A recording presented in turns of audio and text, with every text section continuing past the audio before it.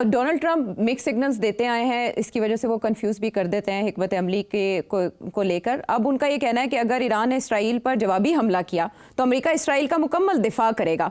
अगर अमेरिका मुकम्मल दिफा करता है इसराइल का, तो ईरान की मदद को कौन कौन आ सकता है, या इस जंग को रोकने में किरदार कोई अदा करेगा, या ये जंग लंबी चलेगी जब तक इसराइल अपने मफादात हासिल नहीं कर लेता?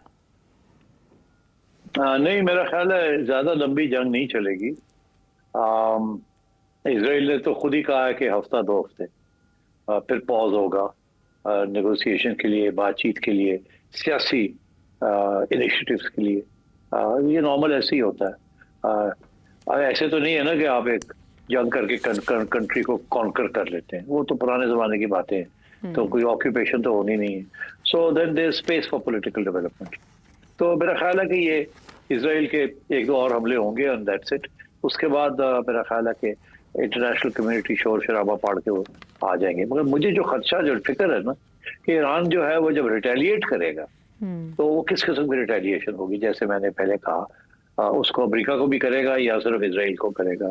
अगर अमेरिका को नहीं करता तो फिर जल्दी जंग बंद हो जाएगी। अगर अमेरिका को करता है तो फिर और भी नुकसान होगा। बट एनीवे, मैं समझता हूँ कि Russia, China will end up having to play some sort of a role, क्योंकि इस वक्त जो एक्सेस बन रही थी वो यही बन रही थी ना कि चाइना, रशिया, ईरान, टर्की, ये सब इकट्ठे हो रहे थे।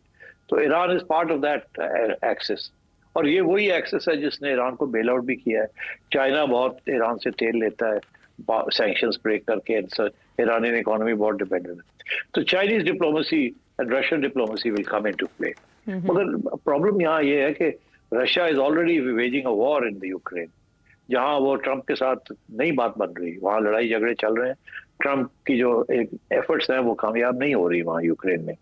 तो मैं ये समझता हूँ कि ऑब्वियसली यूनाइटेड नेशंस में शोर शराबा पड़ेगा कि इसको बंद किया जाए, बिकॉज इसराइल के हक में तो बहुत कम लोग हैं ओपनली। मैंने कहा ना आपको कि कंडेम नहीं किया वेस्टर्न नेशंस ने, मगर सपोर्ट भी नहीं किया। वो सारे यही कह रहे हैं एस्केलेशन एस्केलेशन।